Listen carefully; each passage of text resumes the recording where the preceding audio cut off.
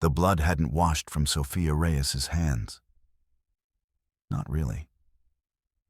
Standing at the cliff edge, her silhouette stark against the crimson sunset, bleeding across the New Mexico sky, she could still feel it, her mother's blood, warm and wet between her fingers, as she'd tried desperately to stop the flow from her throat. The sound of her father's last, rattling breath as he reached for her, pressing his knife into her palm before his eyes went vacant. The stench of smoke and copper that had filled her nostrils as she'd hidden trembling, watching the white-haired man laugh while their home burned. "Your time will come," she whispered to the ghosts that haunted her. "I will paint the desert with their blood until the debt is paid." Below her now, 3 men made camp in a narrow canyon, their voices carrying upward on the desert wind. 3 of the 7 who had destroyed everything she loved. Sofia's fingers tightened around her father's knife, the turquoise in its hilt catching the dying light like a captured piece of sky. "I found you," she whispered, her voice raw with 3 months of grief hardened to purpose. The familiar burn of hatred warmed her against the coming desert chill. A hand suddenly clasped her shoulder. Sofia whirled, knife already arcing upward, but her wrist was caught in an iron grip. Before her stood a tall Navajo warrior, his face weathered by sun and hardship eyes reflecting a pain that mirrored her own. "Not like this," he said in accented English. "Not alone against 3. You will die, and they will continue their evil. Your vengeance will feed no one but the vultures." Sofia tried to wrench free, but his grip held firm. "Let me go," she hissed. "They slaughtered my parents. They burned everything. I don't care if I die." The warrior studied her face, his eyes unnervingly direct. "My name is Starblade. Those men below, they stole sacred objects from my people, desecrated our burial grounds." His voice dropped lower. "And they took my sister 6 moons ago. I hunt them as you do, but I hunt with purpose, not just rage." Sofia stopped struggling, her breath coming in ragged gasps. "Then help me kill them now." Starblade shook his head. "There are 7 in their band. These 3 are scouts. The others, including their leader, the one with hair like winter grass, await elsewhere." He released her wrist. "If we strike now, the others will vanish like smoke. If you want true justice, you must learn patience. And you must learn to survive." Sofia looked back at the camp below, then at the warrior beside her. In his eyes, she recognized the same consuming fire that burned in her own heart. "Teach me," she said. The knife's blade flashed silver in the moonlight as Sofia drove it toward Starblade's throat, stopping a hair's breadth from his skin. She'd been training with him for weeks now, learning to move silently, to track, to kill. Her body, once soft from farm work, had hardened into a weapon of coiled muscle and unwavering purpose. "Better," he acknowledged, not flinching. "But your anger makes your movements predictable. The men who killed your parents, they are animals, but dangerous ones. The white hair, especially." Sofia withdrew the knife, frustration tightening her jaw. "Hawkins," she said, practically spitting the name. "I heard the others call him that." Starblade nodded. "A bounty hunter once. Now something worse. A collector of native treasures and native lives." His fingers brushed unconsciously against a small scar on his neck. "He takes scalps not just for bounties, but for pleasure. The raiders call him the Ghost for his white hair and because those who cross him vanish." "He's no ghost," Sofia said coldly. "He bleeds. I saw it when he killed my mother." Starblade gestured to the ridge where they'd set up their small camp. "Come. It's time I told you why our paths have crossed. Why the knife you carry matters more than you know." By the light of a small, smokeless fire, Starblade explained what had brought him to this hunt. His sister, Morning Star, had been training as a medicine woman when Hawkins's men raided their small settlement, stealing sacred artifacts and taking her captive. Starblade had tracked them for months, eventually killing one raider who'd strayed from the others. Before dying, the man had revealed Hawkins's true goal: an ancient turquoise deposit hidden within a mesa sacred to the Navajo. The turquoise from that place is unlike any other. Starblade explained, his voice taking on a rhythmic cadence that echoed ancestral storytellers. Our histories say that when first man and first woman walked the earth, they wept for the beauty of the sky. Their tears fell to the earth and became the sacred blue stone. But at one place the mesa, shaped like a sleeping wolf, of their tears contained something more. Power, spirit, life itself. He stared into the fire, his expression distant, as if seeing through time. Our ancestors believed the turquoise there contained the power of the sky itself. Most of it was removed generations ago, hidden from those who would profane it. But legends speak of a vein deep within the mesa that remains turquoise, of such pure color and power that it was used only for the most sacred ceremonies. It responds to those worthy of carrying it and rejects those whose hands are stained with innocent blood. Sofia held up her father's knife, the turquoise in its hilt gleaming in the firelight. Like this, Starblade's eyes widened slightly.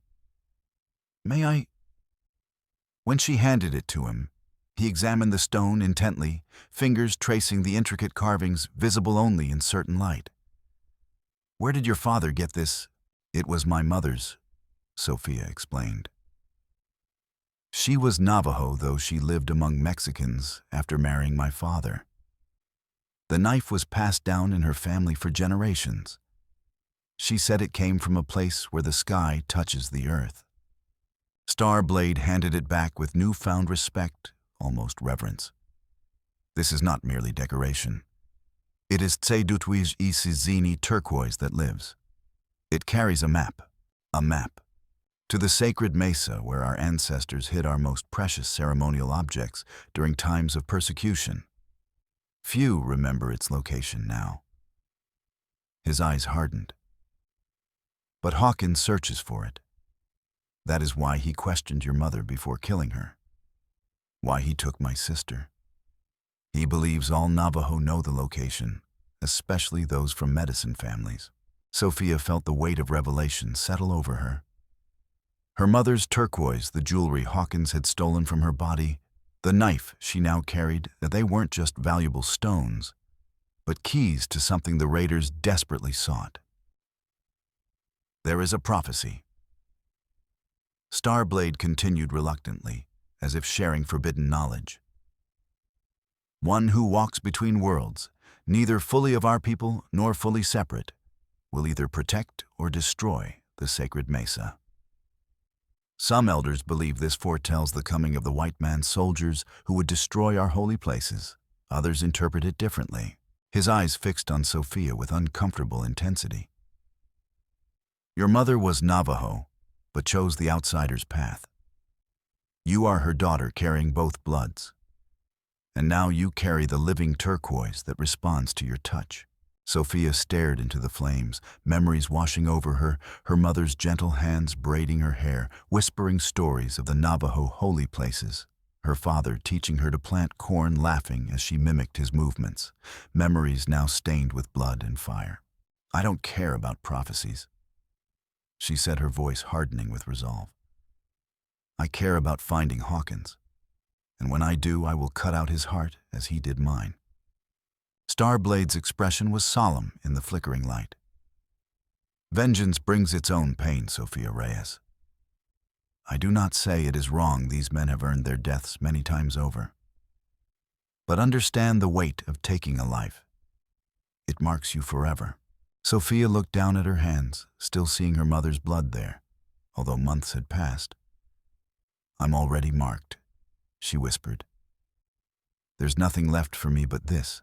For days they tracked the scouts, staying hidden on ridges above, watching their movements grow more purposeful, more cautious. The men left markers, crude imitations of Navajo trail signs that Starblade recognized as signals to the main group. "They converge," he told Sofia, as they crouched behind boulders, observing one scout adding stones to a small cairn. "We are close to their destination."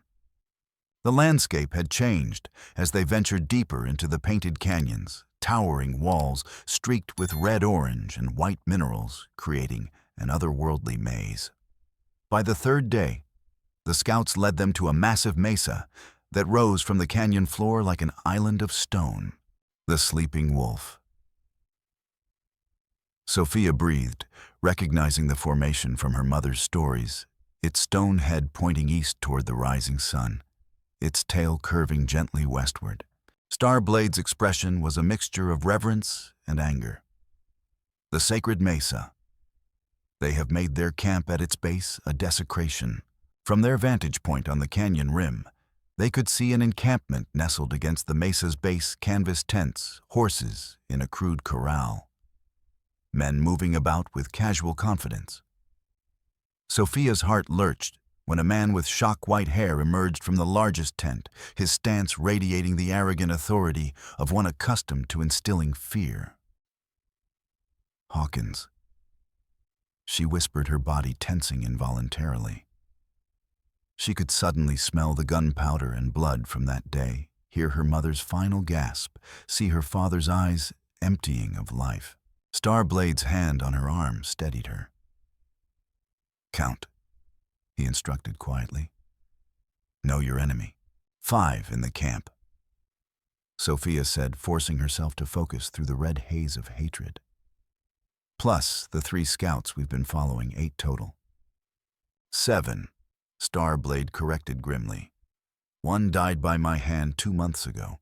They studied the camp carefully, noting guard positions and routines.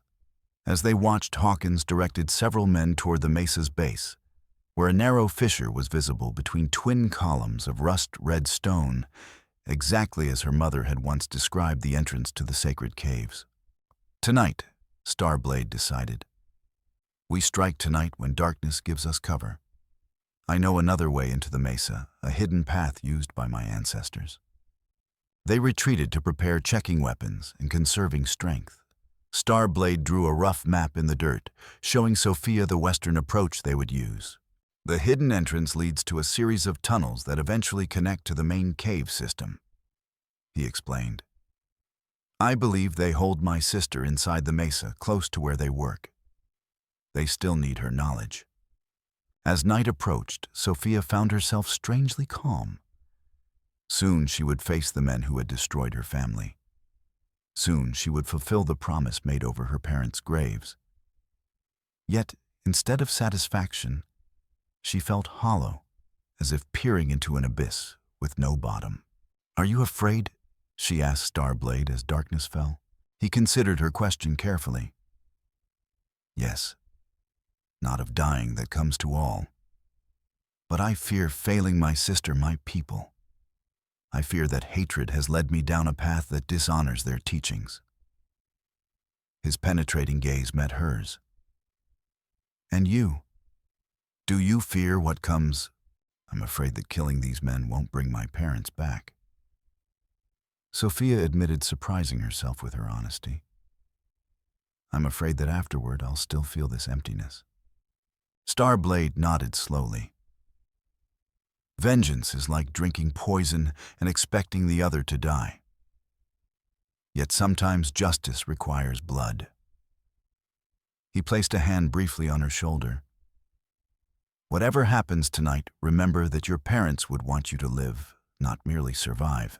The image of her mother's gentle smile and her father's weathered hands flashed through Sofia's mind. The knife at her belt suddenly felt heavier. "There is something else you should know," Starblade said quietly. "A danger I have not spoken of." Sofia looked at him questioningly. "The sacred mesa is more than just stone and caves.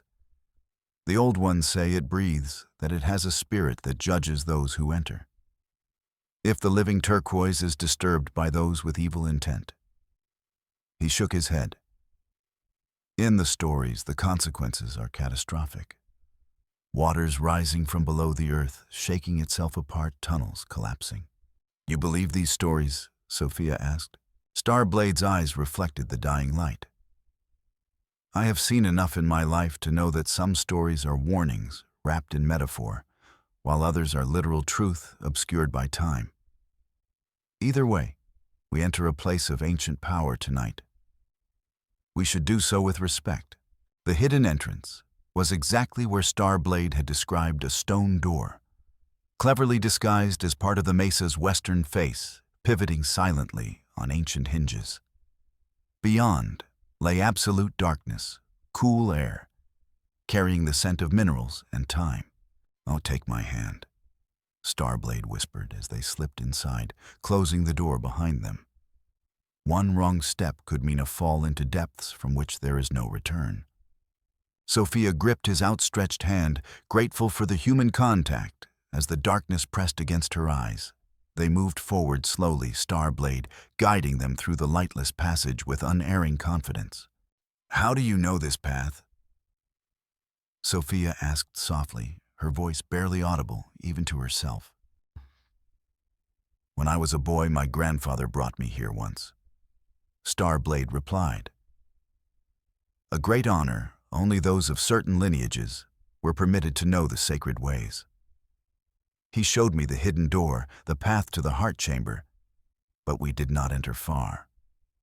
He said the deepest places were only for those who carried the living stone or those who had been chosen by the spirits." After what seemed an eternity of careful progress, a faint blue-green glow began to illuminate the tunnel walls, phosphorescent minerals embedded in the stone like frozen starlight. "We approached the heart of the mesa," Starblade murmured. "The place where the great turquoise deposit was found by my ancestors." The tunnel widened, the eerie light strengthening until they could see their way clearly. Sofia noticed delicate veins of turquoise threading through the polished walls, growing thicker as they moved deeper. Ahead, the passage opened into what appeared to be a larger chamber, the source of the mysterious light. They pressed against the wall at the chamber entrance, peering carefully around the edge. The sight stole Sofia's breath. An enormous cavern stretched before them, its ceiling lost in shadows, high above walls glowing with the same blue-green phosphorescence they'd observed in the tunnel, but magnified hundredfold, creating an otherworldly illumination that filled the space with shimmering light. At the center lay a pool of still black water, reflecting the glowing walls like a perfect mirror. Beyond it, the cavern floor rose in natural stone terraces, where Sofia saw them Hawkins and 4 men gathered before a section of wall that gleamed intense blue. "The turquoise vein." Starblade breathed. "They have found it." As they watched, Hawkins raised a pickaxe and struck the glowing blue stone. The sound echoed thunderously through the cavern, unnaturally loud, as if the mesa itself cried out in pain. A large chunk broke free, and he held it up triumphantly. Blue as heaven and twice as valuable. His voice carried clearly across the space. "Worth a fortune to the right collectors. The American Museum in New York would pay thousands for specimens like this. And this gentleman is just the beginning." One of his men stepped forward nervously. "What about the Indian girl, boss? She's told us everything she knows. Do we still need her?" Sofia felt Starblade stiffen beside her. Hawkins turned his profile sharp in the eerie light. "The Navajo witch, keep her alive for now." His laugh was cold and casual.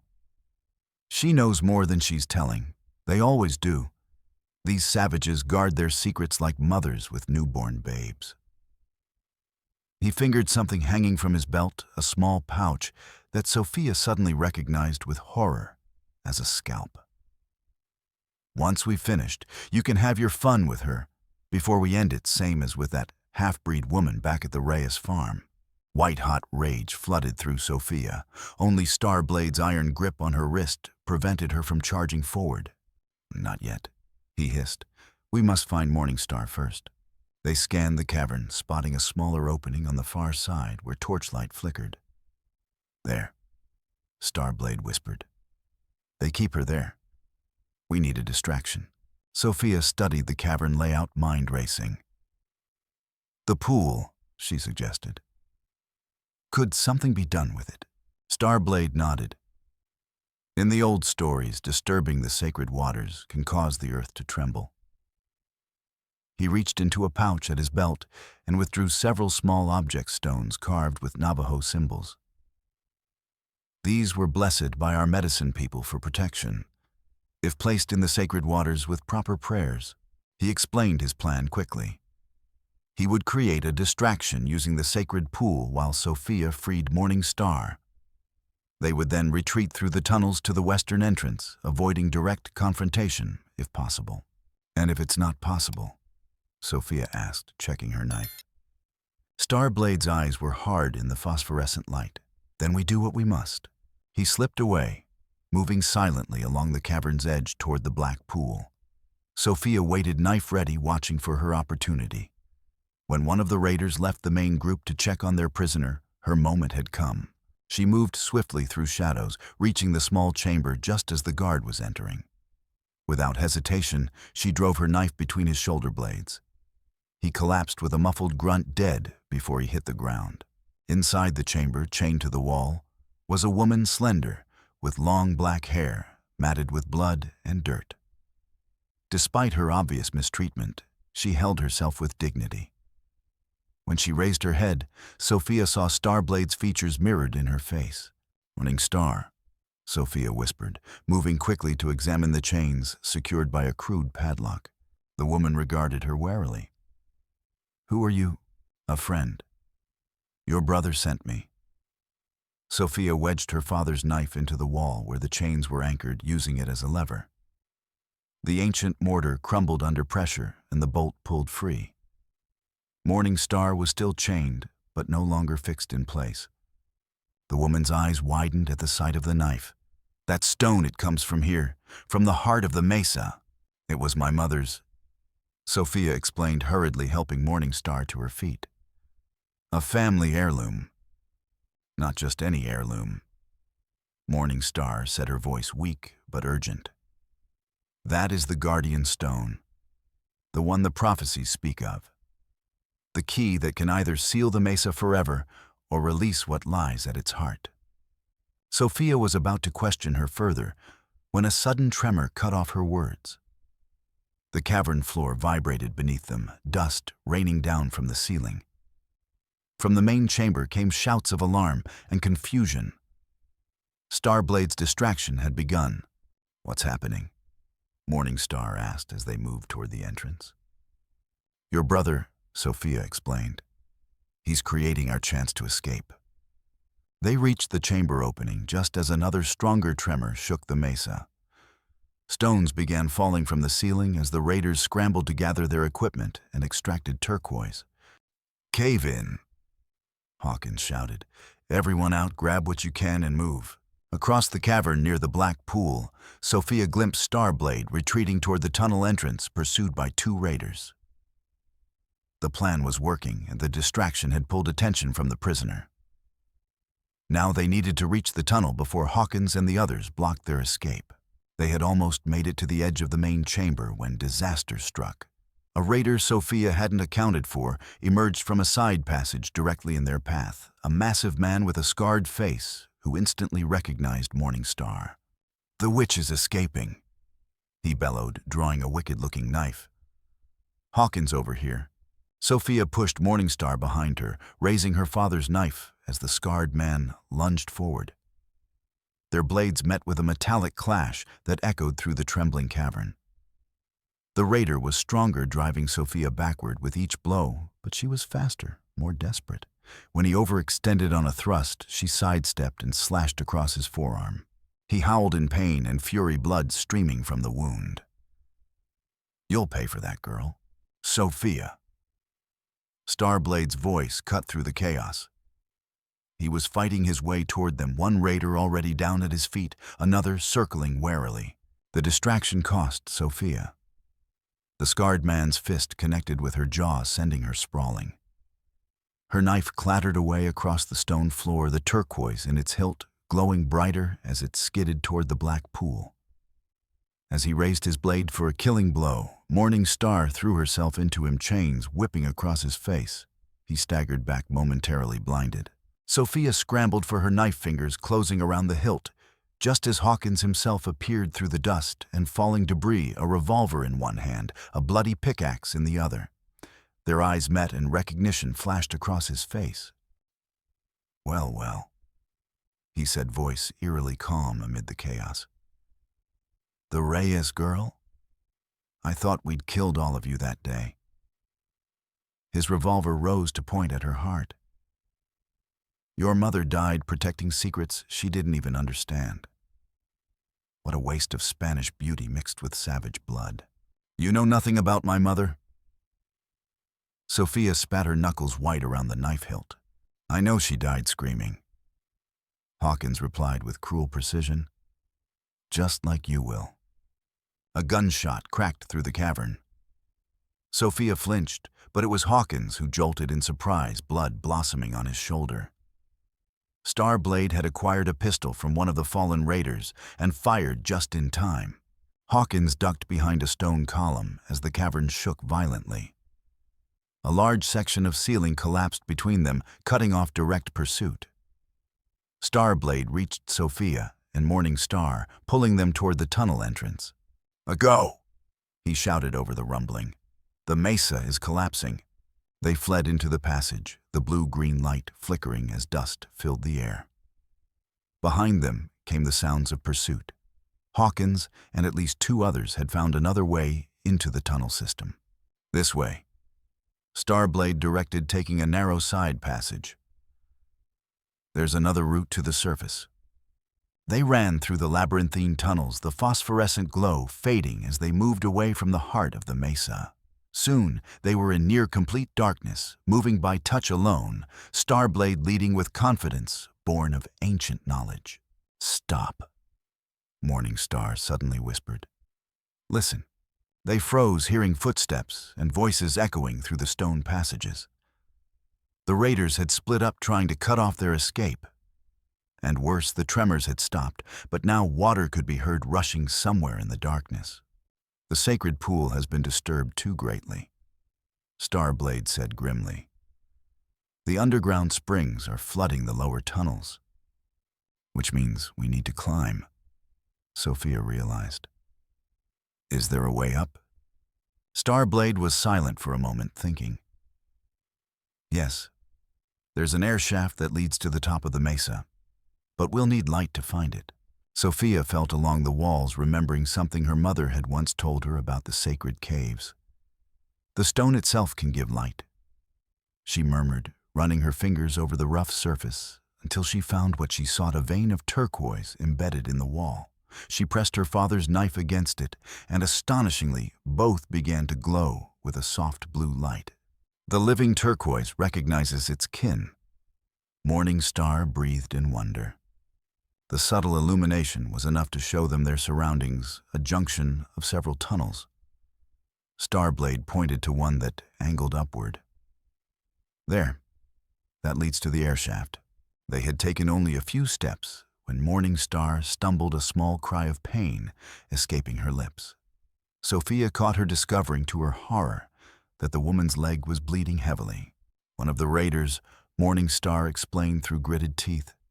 "Before you came, he enjoyed causing pain." Starblade's face hardened with rage. "I can carry her," he began. But a voice called out from behind them, echoing through the darkness. "I see your light, girl." Hawkins's voice was unmistakable. "Pretty trick with the stones. Your mother knew some secrets too. Didn't save her, though. Nothing saves anyone in the end." Sofia's grip tightened on her knife rage, threatening to overwhelm her caution. "He baits you," Morning Star warned softly. "He wants you to rush at him in anger." "Keep moving," Starblade urged, lifting his sister in his arms, despite her protests. "The air shaft isn't far." They pressed on the glow from Sofia's knife, casting eerie shadows as they climbed the increasingly steep passage. The sounds of pursuit grew more distant, then faded entirely. Had they lost Hawkins in the maze of tunnels? The passage ended at a vertical shaft that stretched upward into darkness. Starblade examined it, hands exploring the rough walls. "There are handholds carved into the stone," he confirmed. An ancient escape route. But I cannot climb while carrying my sister. Sofia looked from Morningstar's pale face to the shaft above them. What choice do we have? You go first, Starblade decided. Find help if you can. I will defend Morningstar here. Sofia shook her head. We stay together. I didn't come this far to abandon you now. How touching, came Hawkins' voice from the darkness behind them. A savage and a half-breed united in their doom. They turned to see him emerging from the shadows, revolver aimed steadily despite his wounded shoulder. Two more raiders flanked him, faces hungry with anticipated violence. You've led me on quite a chase. Hawkins continued stepping into the blue glow of Sofia's knife. I must admit, I'm impressed. You have your mother's spirit, stupid, stubborn courage in the face of inevitable defeat. His eyes narrowed as he looked more closely at the knife in her hand. That stone. I've seen its like before in the pendant I took from your mother's corpse. He reached into his shirt and withdrew a leather cord from which hung a large piece of turquoise. Matches the vein we found in the main cavern perfectly. Worth a small fortune to collectors interested in Indian artifacts. Sofia felt something stir within her at the sight of her mother's pendant. Not just rage, but a strange resonance, as if the stone in her knife responded to its kin. These stones belong to the Dinake, Starblade said coldly, not to thieves and murderers. Hawkins laughed. Nothing belongs to anyone except those strong enough to take and keep it. That's the only law that matters in this wilderness. He gestured with his revolver. Now the Navajo witch comes with me. I still need her knowledge. You two can die here. She told you everything she knows, Sofia said, trying to buy time, her mind racing for a way out of their predicament. Oh, I don't think so, Hawkins replied with chilling certainty. She guided us to the turquoise vein, yes. But the old legends speak of something more valuable hidden in the deepest heart of the mesa. A chamber of power where the ancients left their greatest treasures. She knows where it is. Sofia glanced at Morningstar, whose face had gone rigid with fear, or was it guilt? I told you nothing would remain hidden forever, witch, Hawkins said to Morningstar. Even under torture, your kind holds out admirable in its way. But everyone breaks eventually. A terrible suspicion formed in Sofia's mind. You've already told him something, she said to Morningstar. What was it? Morningstar's eyes filled with tears. I had no choice. He threatened to scalp my brother in front of me. I told him. She swallowed hard. I told him the entrance to the inner chamber would open only for one who carried the guardian stone, the turquoise carved with the ancient markings. Her gaze fixed on Sofia's knife. The stone your mother protected with her life. Sofia felt as if the ground had dropped away beneath her feet. Her mother had died protecting this secret, the very secret Morningstar had revealed. And now you've brought it right to me, Hawkins said with satisfaction. Hand over the knife, girl, and I might let you live long enough to see what your mother died protecting. Starblade moved with startling speed, placing himself between Sofia and Hawkins. You will not have it. Or her, or my sister. Brave but stupid. Hawkins sighed, raising his revolver. Like all your kind. What happened next occurred in a blur of motion and sound. As Hawkins fired, Starblade threw himself sideways, shoving Sofia toward the air shaft. The bullet grazed his arm instead of finding his heart. Simultaneously, the mesa began to shake again. Not the controlled tremors from before, but violent convulsions that sent all of them staggering. The mesa awakens fully. Morningstar cried out. The living stone has been disturbed too greatly. The sacred waters rise. From below came the roar of rushing water. Not a gentle flow, but a torrent surging upward through the tunnels. One of the raiders was caught in it, his scream cut short as the black water engulfed him and swept him away. The shaft, Starblade shouted over the din. Climb now? Sofia leapt for the wall, finding the carved handholds and pulling herself upward. Below her, Starblade was trying to help Morning Star, but her injured leg made climbing impossible. The water was rising with terrifying speed. "Brother, go," Morning Star urged. "Save yourself and Sofia. The prophecy must be fulfilled." "I will not leave you," Starblade insisted. Hawkins had retreated to higher ground, his remaining raider already disappeared into the darkness. He watched the siblings struggle with cold calculation, then raised his revolver again, aiming at Starblade's back. Sofia acted without thinking. She hurled herself back down the few feet she had climbed, launching into Hawkins with all her weight.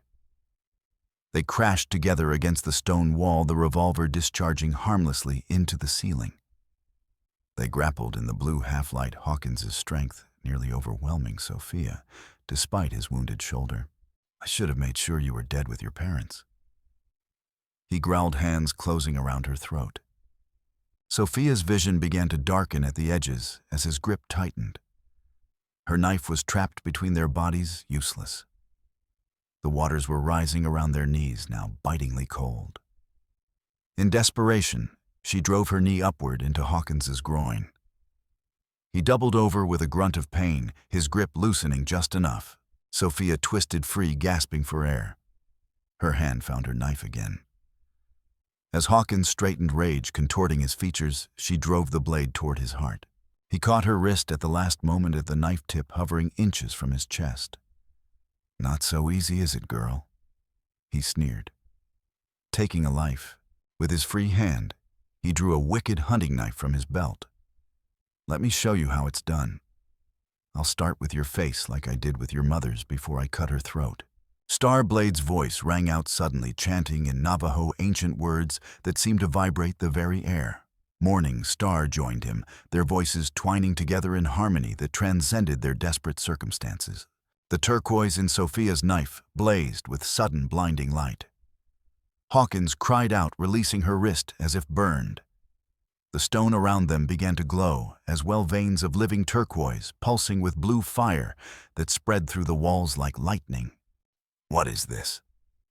Hawkins shouted, backing away. "What witch trick is this?" Sofia felt something flow through her, not just strength, but knowledge memories that weren't her own. Her mother's voice seemed to whisper in her ear. "The stone remembers those who tend it and those who profane it. It knows the difference between protecting and destroying." With perfect clarity, Sofia understood what she must do. She turned away from Hawkins, ignoring his threats, and approached a section of wall where the turquoise veins converged in a pattern like a starburst. She pressed her knife against it, blade flat. The stone wall rippled like water and then split open, revealing a chamber beyond, that glowed with intense blue-white light.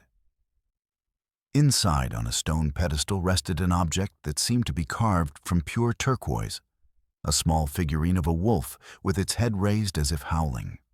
"The heart of the mesa," Morning Star breathed. "The sacred guardian." Hawkins lunged forward, greed overwhelming caution. "Worth a king's ransom," he exulted, reaching for the figurine. No, Starblade shouted, but it was too late. As Hawkins's fingers closed around the turquoise wolf, it shattered into brilliant blue dust that swirled around his hand, then spread up his arm like living fire.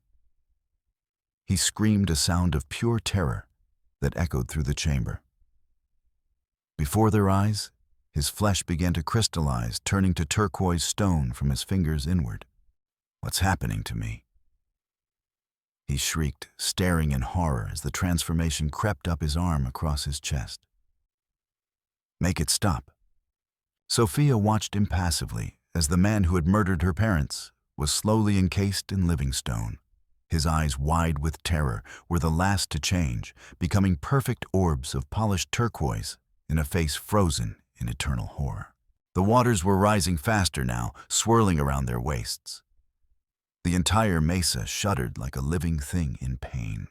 "Now we must go," Starblade insisted. "The waters will fill all the chambers soon." "But Morning Star cannot climb," Sofia protested. To their astonishment, The liquid turquoise that had been the figurine flowed from Hawkins's now stone body, forming a shimmering path up the air shaft, a living ladder of blue light. "The Guardian shows the way," Morningstar whispered in awe. "The prophecy fulfills itself." Starblade lifted his sister, supporting her weight as she reached for the shimmering blue ladder. The moment her fingers touched it, the turquoise light solidified just enough to bear weight. They began to climb Sofia, following close behind the waters churning hungrily below them. The shaft seemed endless, stretching upward through the heart of the mesa. As they climbed, Sofia glanced back once to see Hawkins's stone form disappearing beneath the rising black waters, a fitting tomb for one who had desecrated sacred ground with blood and greed. The turquoise ladder guided them through twists and turns in the shaft, illuminating hidden passages that would have been impossible to find in darkness. Finally, after what seemed an eternity of climbing, they reached a narrow crevice that opened onto the mesa's flat summit under a vast canopy of stars. They collapsed onto the stone surface, gasping for breath. Below them, the mesa continued to tremble, sections of its interior collapsing with sounds like distant thunder. The turquoise ladder had vanished the moment they'd reached safety, as if its purpose fulfilled. Sofia stared at her father's knife, its glow now fading to normal. "What happened down there?" she asked, her voice raw from exertion and Hawkins's strangling grip. "What was that thing that turned him to stone?" "The Guardian of the inner chamber," Morningstar explained weakly, her face pale from blood loss and pain. "The old stories say it judges those who seek it. Those with pure hearts may receive its blessing. Those with hearts blackened by evil." She glanced toward the mesa's interior, where Hawkins now lay entombed. "But why did it help us escape?" Sofia pressed. Starblade looked at her with new respect. "Because you chose protection over vengeance in the end.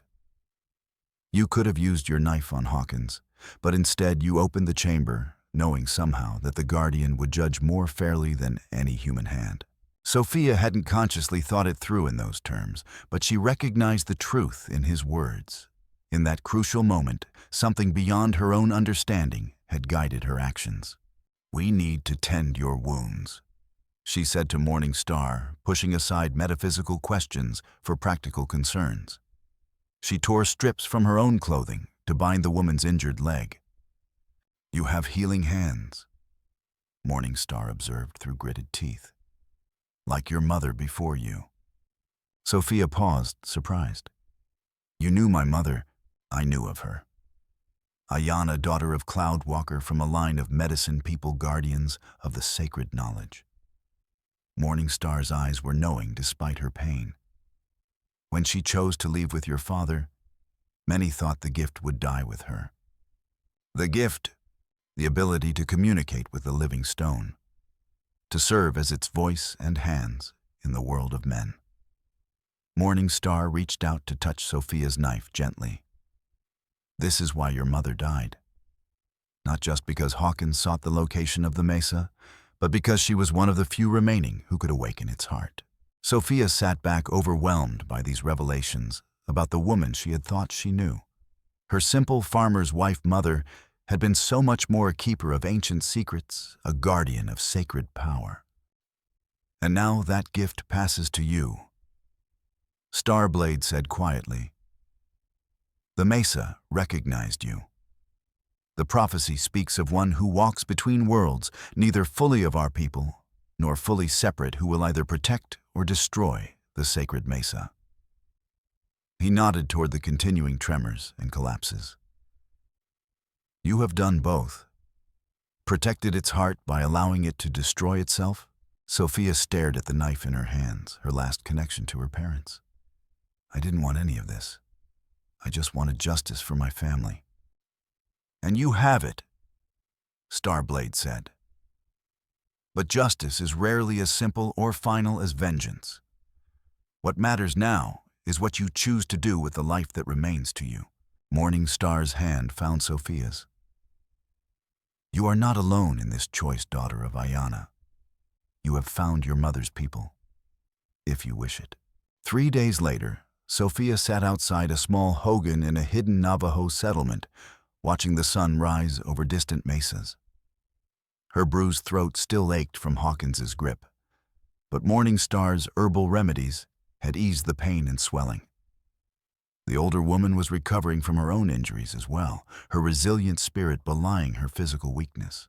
The community had received them with mixed reactions: joy at Morning Star's return, respect for Starblade's success, uncertainty about Sofia. She was, after all, half outsider, in a time when outsiders brought only danger. Some, like the warrior Stone Hand, regarded her with open suspicion. The half-blood cannot stay. He had argued in council the previous night, unaware that Sofia understood enough Navajo to follow his words. She is the daughter of our enemies. How do we know she won't betray our location to the Blue Coats? How do we know she isn't the destroyer from the prophecy rather than the protector? She helped free my sister. Starblade had countered fiercely. She faced the one who murdered her parents and witnessed the judgment of the sacred mesa itself. The living turquoise recognized her worth when it guided us to safety. The guardian stone is lost. Stonehand replied, "The mesa has collapsed. How is this protection? It sounds like destruction to me." Now, watching the light spread across the desert, Sofia wondered if Stonehand was right. Had she fulfilled the dark half of the prophecy by triggering the mesa's collapse? Where did she belong? Not in Socorro, where neighbors had turned their backs after her parents' deaths. Not fully here among people who viewed her with suspicion. She was caught between worlds, belonging to neither. Morning Star emerged from the hogan, moving carefully with a walking stick and carrying 2 clay cups of steaming tea. She sat beside Sofia, offering one. "You think of leaving," she said. Not a question, but an observation. Sofia nodded slowly. "I don't belong here." "Where then?" Morning Star asked gently. "Where does Sofia Reyes belong?" The question hung in the air, unanswerable. Sofia sipped the bitter herbal tea, letting its warmth spread through her. "My brother speaks for you in council even now." Morning Star continued. "He believes you have a place among the Diné, as do I." Sofia looked at her in surprise.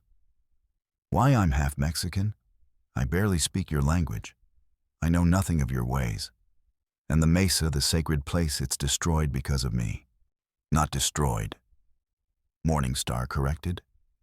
"Transformed. Protected in a new way. The outer chambers have collapsed, yes. The turquoise vein that Hawkins coveted is buried beneath tons of stone where no thief can reach it. But the heart remains hidden deeper than before." She touched Sofia's knife gently. And its guardian continues. Before Sofia could respond, Talking Thunder approached the settlement's elderly leader and Starblade's grandfather. His face was deeply lined with age and experience, but his eyes were sharp, missing nothing. "Sofia Reyes," he said, using her full name with careful pronunciation. "Walk with me." She rose, shooting a questioning glance at Morning Star, who nodded encouragement.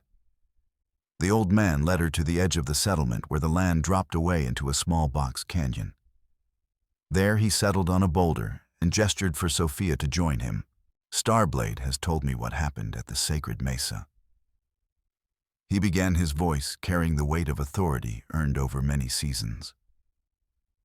"About the Guardian's judgment and the path of light that led you to safety." Sofia waited, uncertain how to respond.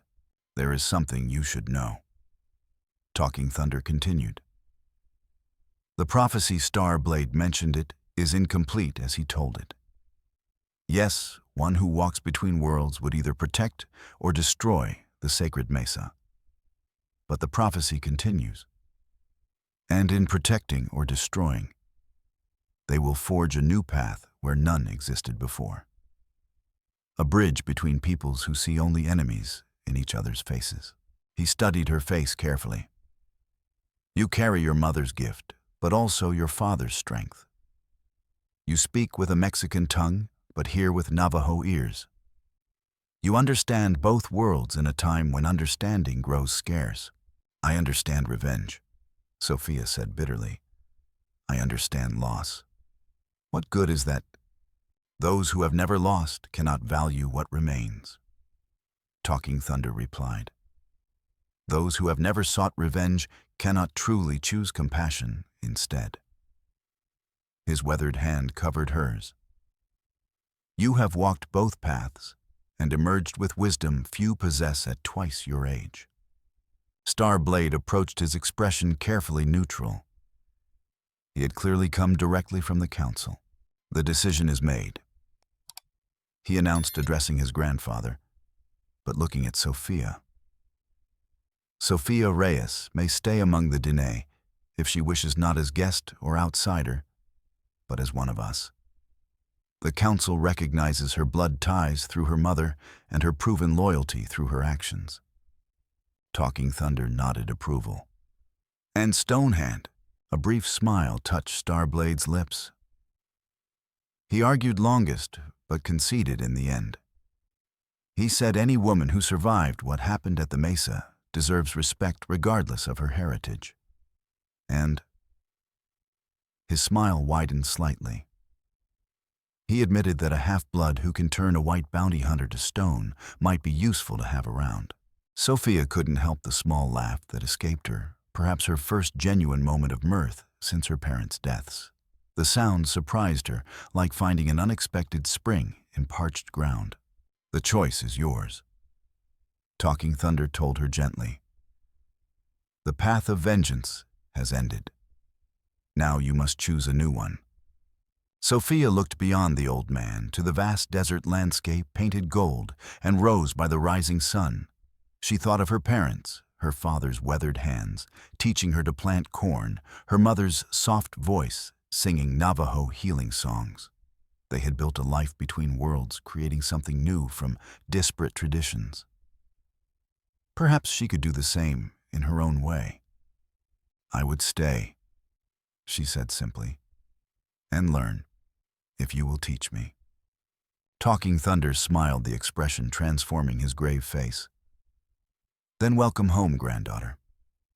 The daughter of Ayana returns to her mother's people at last.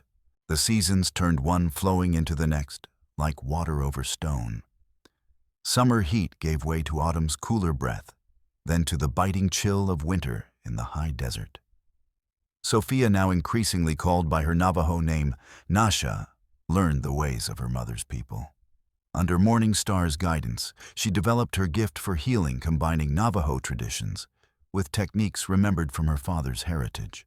With Starblade's patient instruction, she became skilled in reading the land, in hunting, in moving unseen when necessary. The knife with its turquoise hilt remained her constant companion.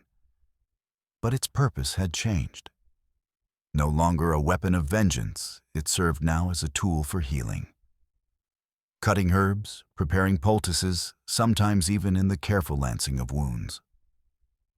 The stone in its hilt occasionally glowed faintly when she worked, as if approving this transformation of purpose. The emptiness that had followed her vengeance gradually filled with new purpose. Not happiness, precisely the loss of her parents, remained a wound that would never fully heal, but meaning, connection, a sense of place in the greater tapestry of life. Spring brought new challenges when U.S. Army patrols began ranging closer to the settlement, seeking renegade Navajo, who had refused relocation to the reservation. The community faced a crucial decision: flee deeper into the canyon stand and fight, if discovered, or attempt some kind of negotiation. It was during this crisis that Sofia's unique position between worlds proved its value. When a patrol came dangerously close to discovering the settlement, she intercepted them, posing as a lost Mexican settler's daughter. With careful words and calculated misdirection, she led them away from the valley, risking her own safety to protect her adopted people. You'll never find Navajo in these canyons, she had told the patrol captain with carefully crafted innocence. My father traded with them before they all went north after the soldiers came. Said something about caves beyond Flat Top Mesa where they hide now. The captain had taken her information seriously. A Mexican settler's daughter would have no reason to protect savages, after all, and redirected his patrol away from the settlement's actual location. Sofia had watched them ride away, reflecting on how easily people believed what aligned with their existing views. The captain saw only a helpless mestiza girl, not a Navajo protector using her mixed heritage as a shield. The success of this deception earned her the respect of even the most skeptical community members, including Stone Hand.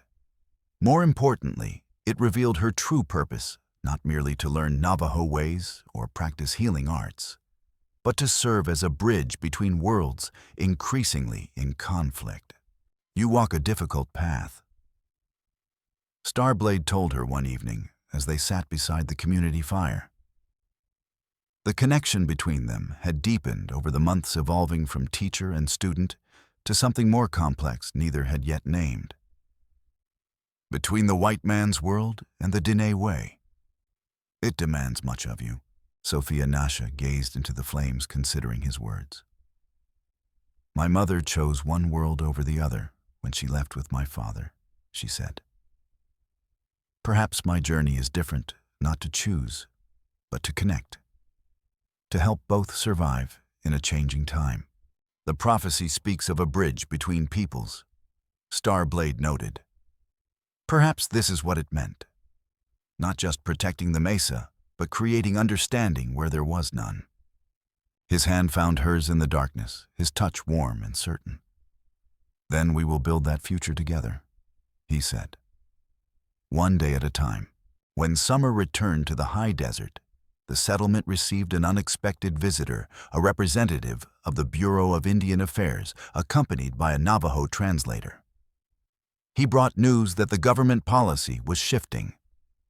Some bands of cooperative Navajo would be permitted to return to portions of their traditional lands, provided they registered with Indian agents and sent their children to government schools. The terms were far from ideal, representing another form of control rather than true freedom. Yet they offered a potential path forward that didn't require either complete surrender or perpetual flight.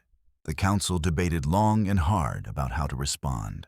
Sofia found herself in an unexpected role during these discussions, not just translator of language, but interpreter of intentions, explaining government perspectives to the Diné and Navajo concerns to the Indian agent when he returned.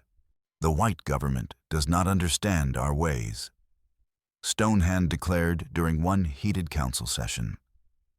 "They speak of education, but mean to destroy our traditions. They offer land, but it is a cage with invisible walls." "You're right," Sofia acknowledged. "But there's another truth as well. We cannot hide forever. The army patrols grow more numerous. The settlers push farther into the canyons each season. Our children need a future beyond constant fear and flight." Her use of "we" and "our" did not go unnoticed. She had fully embraced her place among the Diné.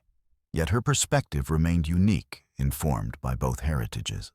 "There may be a middle path," she suggested. "Accept registration to gain legal protection from settler encroachment. Allow limited visits from agents to maintain peace. But establish our own school here where our children learn both traditional ways and enough of the white man's knowledge to navigate their world when necessary." This compromise approach eventually won support from most council members.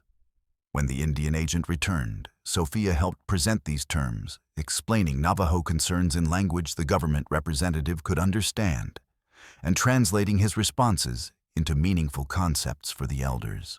It was exhausting, often frustrating work building bridges between worldviews that seemed fundamentally opposed.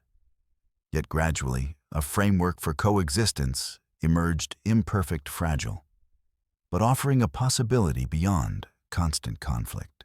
During this period of negotiation and transition, Sofia discovered something surprising in the small bundle of possessions Morning Star had managed to keep during her captivity.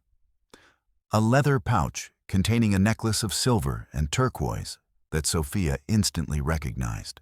"This was my mother's," she whispered, holding the familiar piece with trembling hands. "How did you come to have it?" Morningstar's expression was somber. Hawkins took it from your mother, then gave it to me as a cruel reminder of what happens to those who defy him. He didn't know the connection between you and your mother when he did this. Sofia cradled the necklace, emotions overwhelming her. This small piece of silver and stone was the last physical connection to her mother, besides the knife. She had assumed it lost forever, another casualty of that terrible day. And when I saw your knife with its turquoise stone, Morningstar continued, I knew you must be Ayana's daughter. I kept the necklace hidden, hoping to return it if we survived. Sofia clasped it around her neck with reverent care. The familiar weight of it against her skin brought back memories both painful and precious, her mother wearing it on feast days, teaching Sofia its significance, promising that someday it would be hers. She said it connects the wearer to those who came before. Sofia recalled softly that the stone holds memories of all who carried it. Your mother spoke truth, Morningstar confirmed. The living turquoise remembers. It carries the wisdom of generations. That is why it is sacred to our people, not for its beauty or value to collectors, but for the connection it maintains between past, present, and future. As spring blossomed again, Sofia and Starblade were married in a traditional Navajo ceremony, blessed by talking thunder and celebrated by the entire community, including Stone Hand, who had become one of her strongest supporters. Morningstar helped prepare Sofia for the ceremony, weaving turquoise beads into her hair, symbols of the heritage that had both shaped her journey and ultimately led her home. Your mother would be proud, Morningstar told her as they made final adjustments to her wedding clothes. She chose to leave her people for love, but I think she always hoped you would find your way back someday. Sofia touched her mother's necklace thoughtfully. I wish she could see this. She and my father both. They see, Morningstar assured her. The ancestors are always with us, watching over our journey. They live in your blood, your bones, your memories, and in the stones that pass from one generation to the next. As she emerged from the hogan to join Starblade for the ceremony, the rising sun caught the turquoise in her hair and at her throat, transforming the blue stones into fragments of captured sky. The knife at her belt gleamed as well, no longer merely a weapon, but a symbol of her dual heritage and the bridge she had become between worlds. That evening, as celebrations continued around her, Sofia noticed a small Navajo child watching her from a distance. A girl, perhaps 5 years old, whose parents had been lost during the forced relocations. The child had been silent since coming to the settlement, traumatized by losses too great for her young mind to process. Recognizing something of herself in the girl's wounded eyes, Sofia approached slowly and knelt to meet her gaze. Hello, she said softly in Navajo. My name is Nasha. Some also call me Sofia. The child stared, saying nothing. Sofia removed her mother's necklace, holding it so firelight danced through the central turquoise stone. Do you know the story of Se Dutwiz Isizini? She asked. The turquoise that lives. The girl's dark eyes fixed on the stone, her first sign of genuine interest in anything since her arrival. My mother told me that when the world was still new, first man and first woman walked beneath a sky so blue it made their hearts ache with beauty. Sofia began speaking in the rhythmic cadence of a traditional storyteller. They wished to keep a piece of that perfect sky forever. So the holy people taught them to find the blue stones hidden within the earth pieces of sky that had fallen long ago. As she continued the tale, one her mother had told her now remembered and reshaped by her own experience. The child edged closer, finally leaning against Sofia's side to better see the turquoise. When the story ended, Sofia gently placed the necklace over the girl's head. This stone has seen much, she told the child. Darkness and light, sorrow and joy. Like you and me, it carries memories. But also, like us, it continues to live to shine when light touches it. She brushed a strand of hair from the girl's face. Will you keep it safe for me? It It needs someone strong to carry it forward. The child's small fingers closed around the turquoise. Yes, she whispered her first word since coming to them. Then hesitantly, did your mother really talk to stones? Sofia smiled, feeling something tight within her chest loosen at last. She did. And she taught me how. Would you like to learn too? The girl nodded, her eyes wide. Starblade, who had been watching nearby, joined them at the fire. A new guardian for the living stone. He asked, understanding immediately what Sofia had done. She nodded. The circle continues. What was my mother's gift becomes mine, and will become hers in time. She looked into the fire, seeing not flames, the possibility stretching into future generations. This is how we defeat those who would destroy us, not just by surviving, but by passing on what matters most. The child had fallen asleep against Sofia's side, one hand still clutching the turquoise pendant. In her peaceful face, Sofia could see echoes of her own journey from devastation to healing, from vengeance to purpose, from lonely orphan to woman firmly rooted in community and tradition.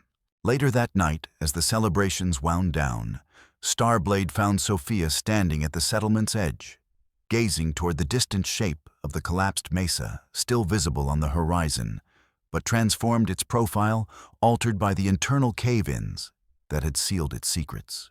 Do you regret what happened there? He asked, coming to stand beside her. Sofia considered the question carefully. I regret the necessity, she said finally. But not the outcome. Hawkins and men like him would have stripped the mesa bare, sold its treasures to collectors and museums, left nothing for future generations. Now the guardian sleeps safely beyond their reach. She touched her knife. And part of it remains here to guide us. To guide you. Starblade corrected gently. You are the guardian now, the bridge builder the prophecy spoke of. Sofia leaned against him, drawing strength from his solid presence. Not just me, us, our children someday. The little one who now wears my mother's necklace. The living stones choose their own path through many hands. The flames danced higher as someone added fragrant juniper branches to the fire. Sparks rose toward the immense desert sky, where stars hung like distant turquoise in black velvet, the same stars that had witnessed her parents' deaths and now blessed her new beginning. The same stars that would watch over this child and the children that would follow, carrying forward the legacy of both blood and spirit across generations, yet unborn.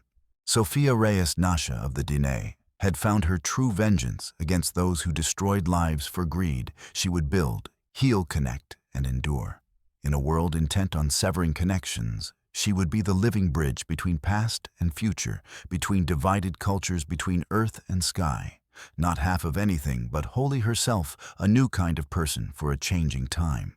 And when future generations would tell her story, they would speak not of the orphaned girl bent on revenge, but of the woman who carried turquoise that lived, who turned a bounty hunter to stone, who opened the path of light from darkness, who taught children to speak with stones and hear the voices of their ancestors in the desert wind. They would tell of how sometimes on nights when the moon was new and the stars particularly bright, the turquoise knife she carried would glow with inner fire, as if responding to voices only it could hear. The sacred mesa reaching out across the miles to its distant guardian, the circle unbroken despite all attempts to shatter it.